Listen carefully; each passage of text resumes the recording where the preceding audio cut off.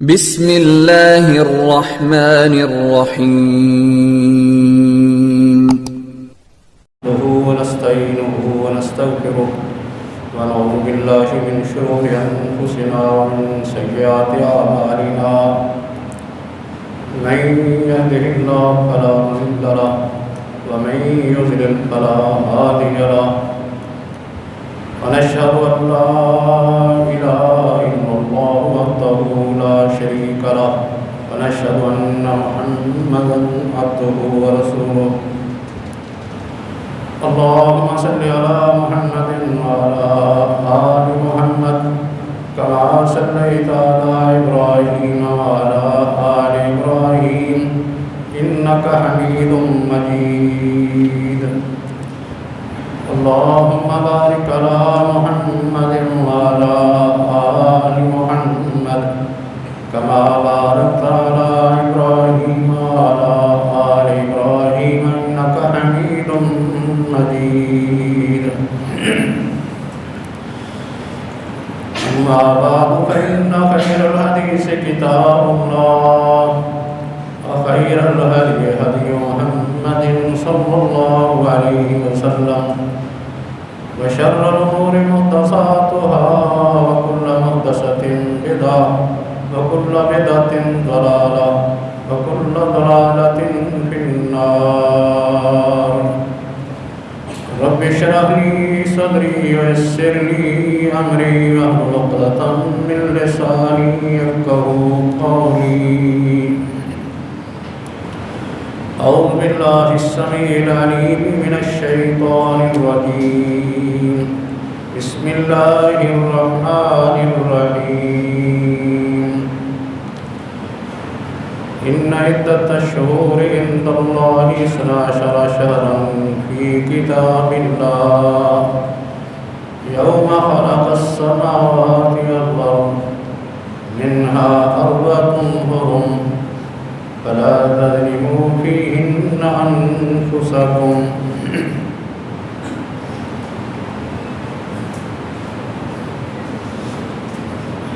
اللہ رب العزت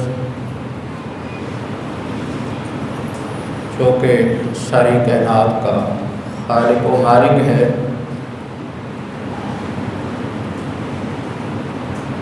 انسان اور جن کی تخلیق کرنے والا بھی وہ ہے۔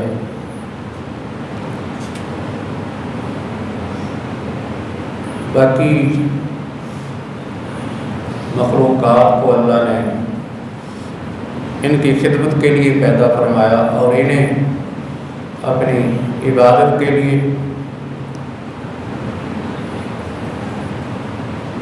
اور ان کو خاص کر اپنی عبادت کے لیے پیدا کیا، اور دنیا کی زندگی ان کے لیے دارالعمل ہے اور آخرت کی زندگی دارالحساب اور جزا ہے۔ اس لیے اللہ رب العزت نے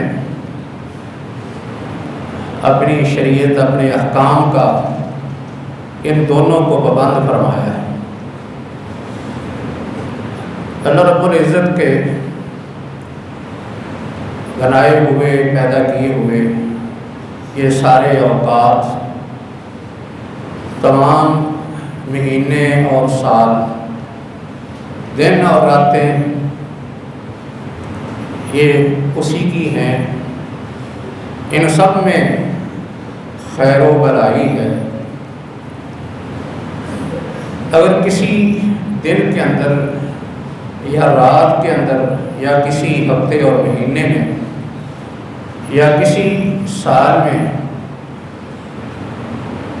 کسی کا کوئی نقصان ہوتا ہے، کسی کوئی مشکل یا تکلیف پہنچتی ہے، تو اس کا ایک سبب اس کا امتحان اور اس کی آزمائش ہے، جس کی وجہ سے اللہ جس کو آزمائش پہنچے اس کے درجات بلند کرتے ہیں، اور دوسرا سبب لوگوں کے اپنے گناہ، ان کے اپنے اعمال ہیں جن کی وجہ سے انہیں نقصان ہوتا ہے۔ اس کی سزا دنیا کے اندر بھی انہیں بھگتنا پڑتی ہے، اور آخرت کی سزا اس سے الگ ہے۔ اللہ جس وقت کو، جس دن کو، جس رات کو چاہے فضیلت والا بنا دے، عظمت والا بنا دے۔ اللہ نے جیسے آ کے اپنے فرشتوں میں سے حضرت جبریل کو فضیلت دے دی، انبیاء میں سے نبی اکرم صلی اللہ علیہ وسلم کو سب سے افضل، اور مہینوں میں سے ماہ رمضان کو اور حرمت والے مہینوں کو اللہ نے دوسروں پر فضیلت دے دی۔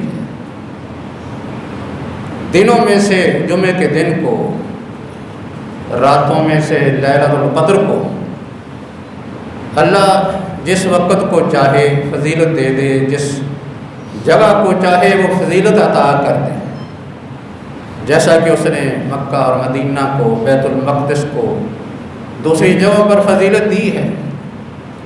عام جگہوں میں سے مسجدوں کو فضیلت عطا کی ہے۔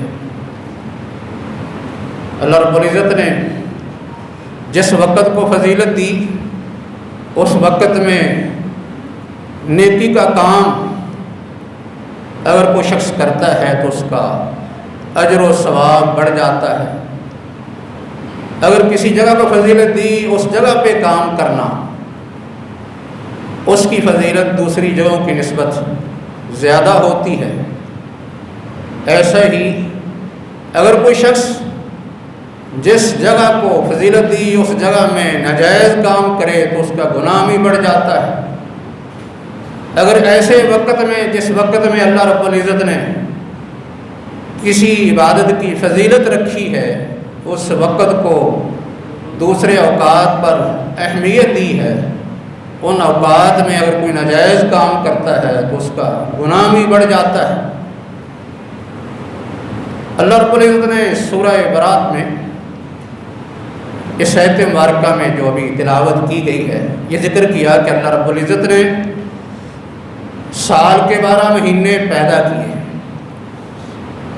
یہ اس دن سے ہے جس وقت سے اللہ نے آسمان اور زمین پیدا کیے، اسی وقت سے سال کے 12 مہینے مقرر کر دیے، اور اسی وقت سے ہی 4 مہینوں کی عظمت رکھ دی، جن میں 3 مہینے نبی اکرم صلی اللہ علیہ وسلم نے اپنے فرمان سے بیان فرما دیے کہ 3 مسلسل ہیں، ان میں سے ایک ذوالقعدہ، ذوالحجہ اور محرم ہے، اور ایک مہینہ جو سال کے درمیان میں ہے وہ رجب ہے۔ ان 4 کو خصوصی طور پر حرمت والا قرار دے دیا ہے کہ اس مہینے کا زیادہ احترام کیا جائے دوسرے مہینوں کی نسبت، کیونکہ عرب لوگ لڑائی جھگڑوں میں بڑے مشہور تھے۔ ان مہینوں کے اندر وہ لڑائی جھگڑے روک دیتے تھے، ان کو حرمت والا سمجھ کر۔ خاص کر 3 مہینے جو مسلسل ہیں، ان میں ایک مہینہ ذوالحج کا ہے جس میں وہ حج کرتے تھے۔ حج کے لیے امن کا ہونا یہ ضروری تھا، اس لیے ان 3 مہینوں کو حرمت والا قرار دیا ہے کہ ایک مہینہ اس سے پہلے ذوالقعدہ کا اور ایک مہینہ ذوالحجہ کے بعد محرم کا، تاکہ حج کرنے والے حج کا سفر کریں، حج کے لیے سفر کرتے ہوئے آئیں تو وہ بھی امن میں ہوں، حج بھی امن سے پورا کریں، اور جب واپس اپنے گھروں کو جائیں تو پھر بھی امن سے جائیں۔ اس طرح ان 3 مہینوں کو حرمت والا قرار دینے کا یہ مقصد اور حکمت ہے۔ اور ایک رجب کا مہینہ جو شعبان سے پہلے اور جمادی الثانی کے بعد ہے، اس کو بھی حرمت والا قرار دیا تاکہ سال کے دوران اگر کوئی شخص بیت اللہ کی زیارت کرنا چاہے، عمرہ کرنا چاہے، تو اس مہینے میں وہ بھی امن سے بیت اللہ کی زیارت کر سکے، عمرے کی عبادت ادا کر سکے۔ تو اللہ رب العزت نے ان مہینوں کو خاص کر حرمت والا، احترام والا بنایا کہ اس کے اندر خصوصی طور پر ایسے کام نہیں کرنے چاہیے جو امن کو تباہ کرتے ہوں، فساد پھیلاتے ہوں، اللہ کی نافرمانی اور اس کی معصیت کا سبب بنتے ہوں۔ فرمایا کہ فلا تظلموا فیہن انفسکم، ان مہینوں میں اپنے اوپر ظلم نہ کرو۔ اس کا مطلب یہ نہیں ہے کہ صرف ان مہینوں میں تو ظلم نہ کیا جائے، باقی پورے سال میں جس طرح کوئی چاہے ظلم کرتا رہے، اس پر کوئی پابندی نہیں۔ ظلم تو پورے سال میں، ہر مہینے میں، ہر ہفتے، ہر دن اور رات میں منع ہے، لیکن ان مہینوں کے احترام میں زیادہ اپنے آپ کو برائی سے بچانا، ناجائز کاموں سے اپنے آپ کو محفوظ رکھنا، اس کی تاکید کر دی ہے۔ اور اس کی وجہ یہ ہے کہ جب ان حرمت والے مہینوں کی فضیلت رکھی ہے تو پھر ان کی اگر کوئی شخص بے حرمتی کرتا ہے، توہین کرتا ہے، اور اس کی صورت یہ ہوگی کہ اس میں کوئی ایسا ناجائز کام کرے گا، ظلم و زیادتی کرے گا، قتل و غارت کرے گا، تو پھر اس کا گناہ بھی بڑا ہو جائے گا۔ اس لیے فرمایا کہ ان مہینوں میں اپنے آپ کو ظلم سے بچاؤ۔ ظلم کی مذمت تو ہر جگہ کی جاتی ہے، ہر شخص ظلم کو پسند نہیں کرتا، ظلم سے نفرت کا اظہار کرتا ہے، لیکن اس نفرت کے اظہار کے ساتھ ساتھ خود بھی وہ کسی نہ کسی صورت میں ظلم کا ارتکاب کرتا رہتا ہے، ظلم کا شکار رہتا ہے۔ جیسا کہ اللہ رب العزت نے قرآن مجید میں ظلم کی بہت سی صورتیں بیان فرمائی ہیں۔ ظلم کو کسی ایک عمل کے ساتھ خاص نہیں کیا، بلکہ شرک کو بھی ظلم عظیم کہا ہے۔ الذین آمنوا ولم یلبسوا ایمانہم بظلم اولئک لهم الامن وهم مہتدون۔ اللہ نے فرمایا کہ وہ لوگ جو ایمان لائے اور اپنے ایمان کے ساتھ انہوں نے ظلم کو نہیں ملایا، ان لوگوں کے لیے امن ہے، یہ لوگ امن میں رہیں گے اگر واقع ہی ظلم سے اپنے آپ کو انہوں نے بچا کے رکھا، دنیا میں بھی اور آخرت میں بھی۔ اور یہ لوگ جو ہیں یہی ہدایت پر ہیں، ہدایت یافتہ یہی لوگ ہیں جنہوں نے اپنے آپ کو ظلم سے بچا لیا۔ صحابہ کرام نے عرض کیا کہ اللہ کے رسول ہم میں سے کون ہے جو اپنے آپ کو مکمل ظلم سے بچا سکتا ہو؟ کوئی نہ کوئی صورت ظلم کی ہو ہی جاتی ہے۔ آپ نے فرمایا کہ اس آیت کے اندر ظلم سے مراد شرک ہے۔ اللہ کے نیک بندے حضرت لقمان نے کہا تھا ان شرک لظلم عظیم، قرآن نے نقل کیا ہے سورہ لقمان میں کہ شرک یہ ظلم عظیم ہے۔ اس سے معلوم یہ ہوتا ہے کہ ظلم سب سے بڑا، بلکہ ظلم یہ شرک ہے اللہ کی ذات کے ساتھ، اس کی صفات کے ساتھ، اس کے افعال و اعمال میں جو کسی اور کے اختیار میں نہیں ہے، کسی اور کو شریک کر لیا جائے تو یہ اللہ کے ساتھ شرک کرنا ہے، یہ بہت بڑا ظلم ہے۔ ظالم آدمی یہ اپنے اوپر ظلم کرتا ہے، اس لیے کیونکہ اس نے انصاف چھوڑ دیا ہے۔ اللہ رب العزت جس نے اس کو پیدا کیا اپنی عبادت کے لیے اور اس کی عبادت کے ساتھ اوروں کو شریک کر رہا ہے، اللہ نے کہا کہ سجدہ میرے لیے ہے، صدقہ قربانی نظر میرے لیے ہے، دعا مجھ سے کی جائے، شفا میں دیتا ہوں، نفع نقصان میرے ہاتھ میں ہے۔ سارے لوگ بھی اکٹھے ہو جائیں اور کسی کو نقصان سے بچانا چاہیں یا کسی کو نفع پہنچانا چاہیں تو ان کے اختیار میں کچھ بھی نہیں ہے۔ کسی کو وہی فائدہ پہنچے گا جو اللہ نے اس کے لیے لکھ دیا ہے، اور وہ شخص اسی نقصان سے وہ بچ جائے گا جس کا ازالہ اور بچاؤ جو ہے اللہ رب العزت نے لکھ دیا ہے۔ اس کے علاوہ کوئی اور کر نہیں سکتا۔ اگر کوئی شخص یہی کام جو اللہ کے لیے خاص ہیں کسی اور کے لیے کرے تو یہ اپنے اوپر بھی ظلم کر رہا ہے، انصاف کا ہاتھ چھوڑ رہا ہے۔ اللہ رب العزت کے ساتھ کسی اور کو شریک کر کے اللہ کے حقوق میں یہ زیادتی کر رہا ہے، ناانصافی کر رہا ہے۔ انصاف اور عدل کا تقاضا تو یہ ہوتا ہے نا، جس کا جو حق ہے وہ اسے ادا کر دیا جائے۔ اللہ رب العزت کے جو حقوق ہیں وہ اسے پورے کے پورے ادا کرنے چاہیے۔ اگر کوئی شخص کسی حق میں اللہ کے حقوق میں سے کوئی کوتاہی کرتا ہے تو وہ بڑا ظالم ہے، ناانصافی کرنے والا ہے، اس کا اللہ کی ذات پر توکل نہیں، اعتماد نہیں ہے۔ جبکہ مومنوں کی صفات تو اللہ یہ بیان فرماتے ہیں کہ وَعَلَى اللَّهِ يَتَوَكَّلُونَ وَعَلَى رَبِّهِمْ يَتَوَكَّلُونَ کہ اللہ پر وہ توکل کرتے ہیں۔ ان کی ایک بہت بڑی اہم صفت ہے کہ اللہ پر توکل ہوتا ہے، اعتماد ہوتا ہے، اسباب بھی اختیار کرتے ہیں لیکن اصل اعتماد اللہ کی ذات پر ہوتا ہے۔ اگر کسی شخص کا اللہ کی ذات پر اعتماد نہ رہے اور وہ اللہ کے حقوق کسی اور کو دے دے، اللہ سے ڈرنے کے بجائے کسی اور سے ڈرنے لگے، اللہ کی محبت کے بجائے کسی اور کی محبت اپنے دل میں رکھ لے، اللہ کی عبادت کی بجائے کسی اور کی عبادت کرے، جو کچھ اللہ کے لیے دینا ہے کسی اور کے لیے دے، گویا کہ اس نے اپنا معبود اور الہ کوئی اور بنا لیا۔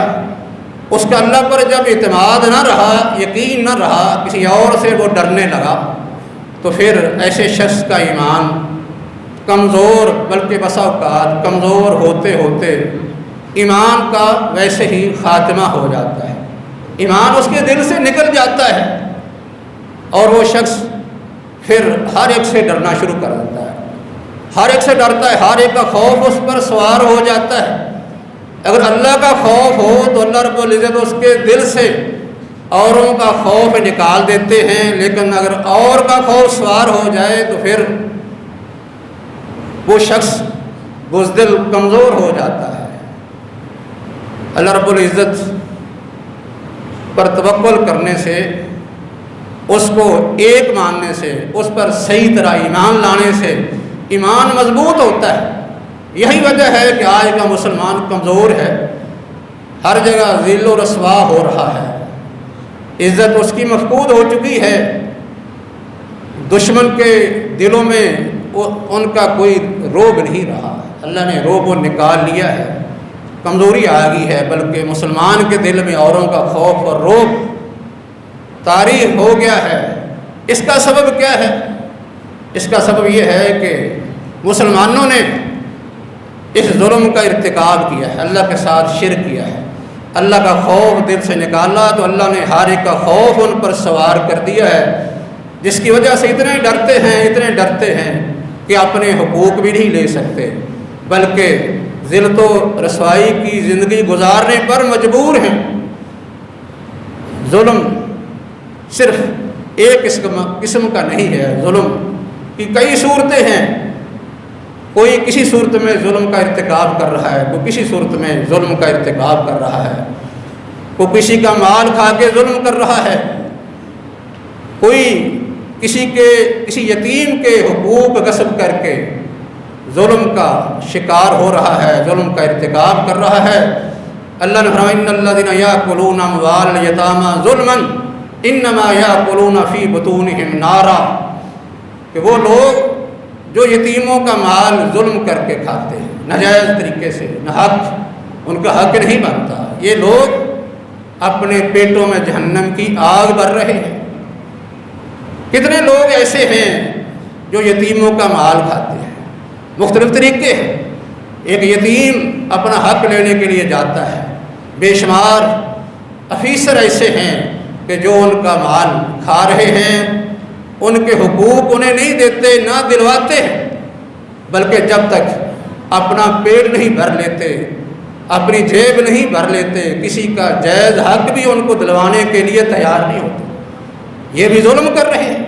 کوئی آدمی کسی کا مال کھاتا ہے، یتیم کا کھائے تو پھر بھی، اس کا مطلب یہ نہیں کہ اوروں کا مال کھانا جائے، لا تاکلوا اموالکم بینکم بالباطل، اللہ فرماتے ہیں کہ باطل طریقے سے، ناجائز طریقے سے کوئی بھی شخص کسی کا مال نہ کھائے، اگر کھائے گا تو وہ بھی ظلم ہے، خود کھائے یا کھانے والے کے ساتھ وہ معامل بن جائے، اس کے ساتھ تعاون کرے یا کسی کے حقوق کے درمیان رکاوٹ بن جائے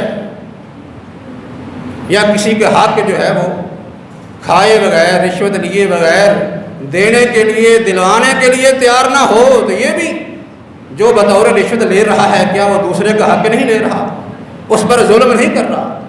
اس لیے کسی کا مال کسی بھی طریقے سے جو ناجائز ہے، شریعت نے اس کو حرام کیا ہے، کوئی چوری کرے، کوئی شخص جو ہے وہ ڈاکہ کے ذریعے سے جھوٹی قسمیں اٹھا کے کسی کے مال پر قبضہ کر کے یا کسی کو دھوکہ دے کر یا کسی سے رشوت لے کے، جو بھی طریقہ وہ اختیار کرے گا جس کو شریعت نے، ہمارے دین نے حرام کر دیا، یہ شخص بڑا ظالم ہے۔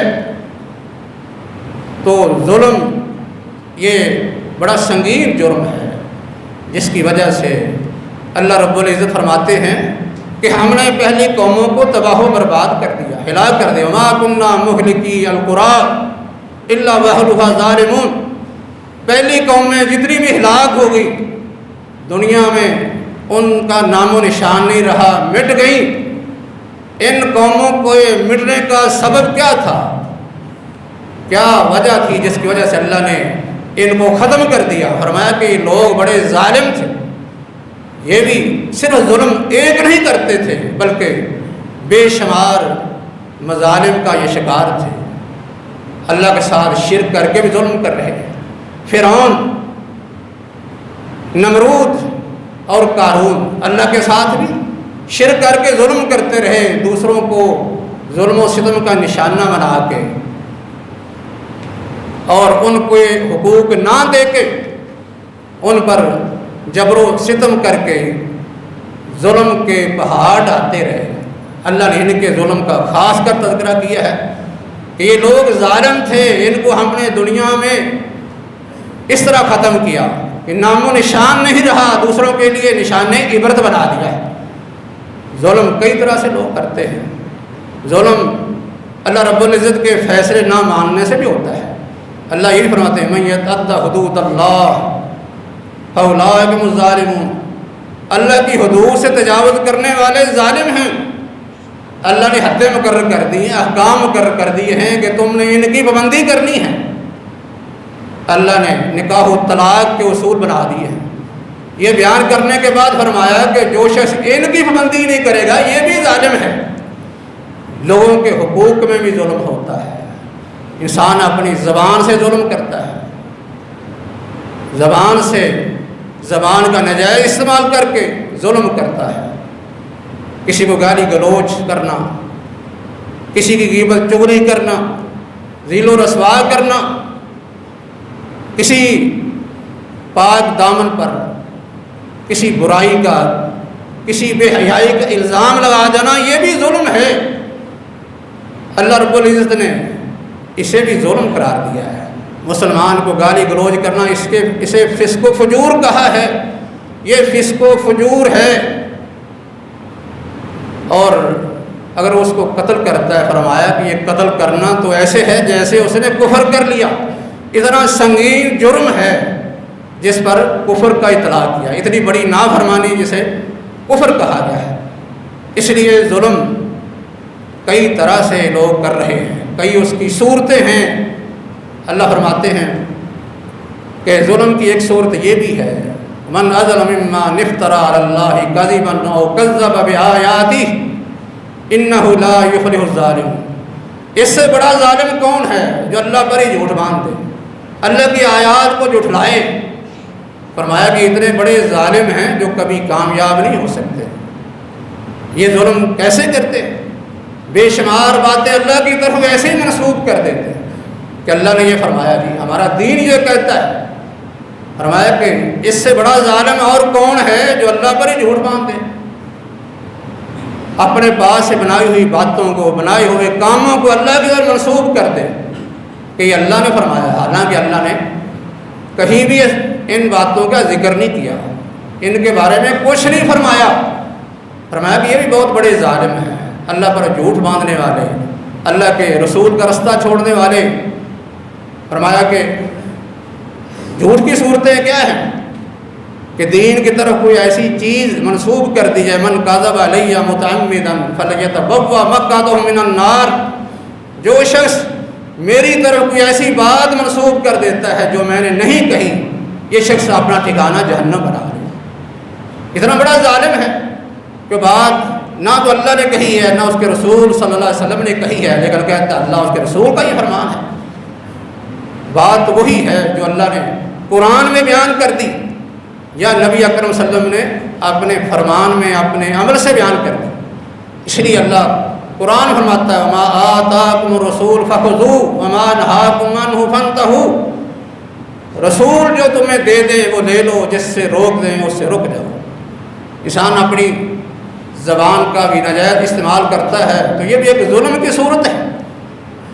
کسی کے بارے میں ناجائز استعمال کرے زبان کو، اس یہ آدمی ظالم ہے. عام مسلمان کے بارے میں آپ نے فرمایا کیا کسی پر لعنت کرنے سے آپ نے منع فرمایا ہے، گالی دینے سے منع فرمایا ہے. کوئی شخص کسی کو گالی دیتا ہے، برا بھلا کہتا ہے، لعنت کرتا ہے، یہ لعنت جو ہے وہ آسمانوں کی طرف جاتی ہے، زمین کی طرف جاتی ہے، کوئی رستہ نہیں ملتا، دائیں بائیں جاتی ہے. اگر واقعی اس کا کوئی مستحق ہوتا ہے تو پھر اس پر یہ جان لگتی ہے، پہنچ جاتی ہے. لیکن اگر اس کا مستحق نہیں ہوتا تو پھر کہنے والے کی طرف یہ لوٹ آتی ہے. یہ بھی بڑا سنگین جرم ہے کہ کوئی شخص کسی کے بارے میں اپنی زبان استعمال کرے یا وہ اللہ کے بارے میں اس کے رسول کے بارے میں اپنی زبان کا ناجائز استعمال اس طرح کرے کہ ایسی باتیں ان کی طرف منسوب کر دے جو انہوں نے نہیں کی. اللہ رب العزت نے ان باتوں کو بھی بہت بڑا ظلم کہا ہے، بلکہ کہا ہے کہ یہ سب سے بڑا ظلم ہے. آج لوگوں نے دین کے اندر بہت سی باتیں ایسی بنا لی ہیں جو حقیقت میں اللہ پر افتراء ہے، اللہ کی طرف باتیں منسوب ہیں یا اس کے رسول کی طرف منسوب ہیں، انہوں نے بیان نہیں فرمائی. ہمارا دین اتنا کامل ہے، زندگی کا کوئی شعبہ نہیں اس کے بارے میں رہنمائی نہ ملتی ہو. جیسا کہ ہر مہینے کی بات کا ذکر ہوگا کہ آپ نے ہر مہینے میں کون سی بات کرنی ہے، ہر دن میں کون سی کرنی ہے، ہفتے کے بعد کون سی کرنی ہے، رات کے وقت دن کے وقت، یہ سب کچھ بیان ہو چکا ہے. اس لیے نہ کوئی آدمی کوئی دن کی بات، نہ کوئی سال کی، نہ کوئی رات کی، نہ کوئی دن کی اپنے پاس سے بنا نہیں سکتا، ورنہ وہ اللہ پر بہت بڑا بہتان لگانے والا ہو. نبی اکرم صلی اللہ علیہ وسلم نے جیسے عبادات ساری مقرر فرما دی ہیں، معاملات کی وضاحت کر دی ہے، ہمارے اخلاقیات کے بارے میں ہمیں رہنمائی کر دی ہے کہ تم نے اپنے ہاتھ زبان کو کیسے استعمال کرنا ہے، ویسے ہی اللہ رب العزت نے زندگی کے ہر شعبے میں ہمیں خوشی غمی کے موقع پر جو رویہ اختیار کرنا چاہیے اس کا بیان فرما دیا. خوشی آئے انسان اس طرح اپنے آپ سے باہر نہ ہو جائے کہ اللہ کی نافرمانی اور معصیت اتر آئے. اللہ نے اس کو جو خوشحالی دی ہے، نعمتیں دی ہیں، ان کا جائز استعمال کرنے کی بجائے ناجائز کرتا رہے، یہ شخص اپنے اوپر ظلم کرنے والا ہے. اللہ رب العزت نے اگر کوئی موقع غمی کا دکھایا ہے تو اس میں بھی رہنمائی موجود ہے، اس پر صبر کا مظاہرہ کرے. انسان کی زندگی آزمائشوں کا نام ہے، مشکلات کا نام ہے، یہ دارالامتحان ہے، یہ مشقت کی زندگی ہے، مشقتوں کے ساتھ گھیری ہوئی زندگی ہے. اس کو کراس کر کے تجاوز کر کے آدمی جو جنت میں جا سکتا ہے، آرام والی زندگی میں جا سکتا ہے. اس لیے زندگی کے اندر مشکلات بھی آتی رہتی ہیں، مصیبتیں بھی آتی رہتی ہیں، لیکن اس میں کیا ہماری شریعت رہنمائی نہیں کرتی ہے کہ تم نے ایسے موقع پر کیا کرنا ہے. قرآن بھی کہتا ہے وَلَنَبْلُوَنَّكُمْ بِشَيْءٍ مِّنَ الْخَوْفِ وَالْجُوعِ وَنَقْصٍ مِّنَ الْأَمْوَالِ وَالْأَنفُسِ وَالثَّمَرَاتِ وَبَشِّرِ الصَّابِرِينَ. ہم تمہیں آزماتے رہیں گے، کبھی خوف و ہراس ہوگا، کبھی کوئی جانی نقصان، کبھی مالی نقصان، کبھی پھلوں کا نقصان. فرمایا کہ خوشخبری تو لوگوں کے لیے ہے جو صبر کرتے ہیں. الذین اذا اصابتهم قالوا انا للہ وانا الیہ راجعون. انا للہ وانا الیہ راجعون پڑھتے ہیں اولئک علیہم صلوات من ربہم ورحمہ واولئک مہتدون. یہ لوگ ہیں جن پر اللہ کی رحمتیں نازل ہوتی ہیں. اور سیدھے راستے پر یہی لوگ ہیں صبر کرنے والے، بے صبری کا مظاہرہ کرنے والے نہیں ہیں۔ اگر کوئی مشکل وقت آتی ہے، صبر کا حکم ہے، اللہ صبر کرنے والوں کو بشارت دیتے ہیں۔ نبی صلی اللہ علیہ وسلم کے وقت میں آپ کو مشکلات ہیں، آپ نے کیسے صبر کا مظاہرہ کیا ہے۔ آپ کی 3 بیٹیاں زندگی میں چلی گئی، آپ کے بیٹا بھی آپ کی زندگی میں چلے گئے۔ ابراہیم کی وفات پر آپ باقاعدہ وہاں پہنچتے ہیں، بیٹے کو اپنے سینے سے لگاتے ہیں، پیار کرتے ہیں اور بناتے ہیں بیٹا۔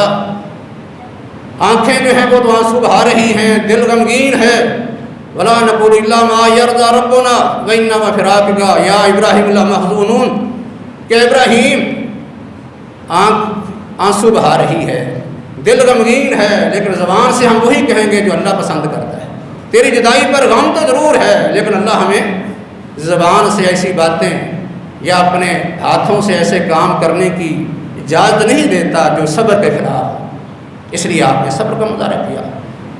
بیٹی کا بچہ فوت ہوا، پیغام بھیجتی ہیں، آپ سلام عرض کرتے ہیں، سلام بھیج کر اپنی بیٹی کو جاتے نہیں، فرماتے ہیں کہ جا کے یہ پیغام دینا، ان للہ ما اخذ ولہ ما آتا کل عنده باجل مسمى فلتصبر ولتحتسب، کہ بیٹی کو یہ پیغام دینا کہ جو وہ لے گیا وہ بھی اس کا ہے، جو دیا وہ بھی اس کا ہے، ہر ایک چیز کا ایک وقت مقرر ہے، اس وقت مقرر پر ہر چیز نے دنیا سے چلے جانا ہے۔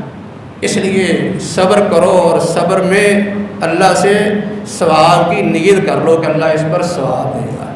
یہ آپ اپنی بیٹی کو وصیت کر رہے ہیں اپنے نواسے کی وفات پر، یہ آپ کے فرامین ہیں جس میں آپ نے رہنمائی فرمائی ہے، اسی پر ہی آپ کے صحابہ نے عمل کیا ہے۔ نبی صلی اللہ علیہ وسلم رخصت ہوئے، صحابہ نے صبر کا مظاہرہ کیا، صبر سے اس غم کو برداشت کیا ہے۔ ابو بکر چلے گئے، حضرت عمر گئے، حضرت عثمان، حضرت علی رضی اللہ تعالی عنہم جمیعاً دنیا سے رخصت ہوتے ہیں۔ بعد میں ان کے ورثاء اور ان کے روحانی ورثاء دیگر صحابہ کرام جو ہیں وہ صبر کا مظاہرہ کرتے ہوئے اس غم کو برداشت کرتے ہیں۔ اس لیے مسلمان جو ہے وہ بے صبر نہیں ہوتا، جزا فضا کرنا والا نہیں ہوتا، بلکہ بہادر اور دلیر ہوتا ہے، مشکلات کا سامنا دلیری سے، صبر تحمل سے کرتا ہے۔ ایسے لوگوں کے لیے اللہ رب العزت بشارت دیتے ہیں۔ اس لیے ہمیں ہمارا دین، قرآن مجید اور نبی اکرم صلی اللہ علیہ وسلم جو رہنمائی دیتے ہیں کہ آپ نے خوشی کے موقع پر، غمی کے موقع پر کیا کرنا ہے، تو اگر کوئی شخص اس کے مطابق عمل نہیں کرتا، ایمان نہیں رکھتا، یقین نہیں رکھتا، یہ بھی اپنے اوپر ظلم کرتا ہے۔ اس لیے اللہ فرماتے ہیں وَمَن لَّمْ يَحْكُم بِمَا أَنزَلَ اللَّهُ فَأُولَٰئِكَ هُمُ الظَّالِمُونَ، اللہ کے حکم کے مطابق فیصلے نہ کرنے والے بھی ظالم ہیں۔ یوم یعض الظالم علی یدیہ یقول یا لیتنی اتخذت مع الرسول سبیلا، ظالم شخص قیامت والے دن اپنے ہاتھ کاٹ کاٹ کر یہ کہے گا، ہائے کاش کہ میں وہ طریقہ اختیار کرتا جو رسول اللہ صلی اللہ علیہ وسلم کا طریقہ تھا، جو آپ نے بتایا تھا وہ اختیار کرتا۔ قیامت والے دن یہ اپنے ہاتھ کاٹ کر کے پچھتائے گا، جس سے معلوم ہوتا ہے اللہ اس کے رسول کے احکام کو چھوڑنا یہ بھی بہت بڑا ظلم ہے۔ اللہ رب العزت نے اس لیے فرمایا کہ فلا تظلموا فی انفسکم، کہ ہر قسم کے ظلم سے اپنے آپ کو بچا لو، ہر وقت اپنے آپ کو بچاتے رہو، اور خاص کر ان 4 حرمت والے مہینے کے اندر، ان مہینوں کے اندر اپنے آپ کو ہر قسم کے ظلم سے بچاؤ، تاکہ اللہ رب العزت تمہیں ہر قسم کے ظلم سے بچائے۔ اس لیے جو خود ظلم کرتا ہے، ظلم کا شکار ہو جاتا ہے اور وہ ظلم سے اپنے آپ کو نہیں بچاتا، ایک دن ایسا آتا ہے کہ اللہ رب العزت اس پر ظلم کرنے والا کوئی اور تیار کر دیتے ہیں۔ اللہ رب العزت سے دعا ہے کہ اللہ ہمیں ہر قسم کے ظلم سے محفوظ فرمائے۔ وما علینا الا البلاغ۔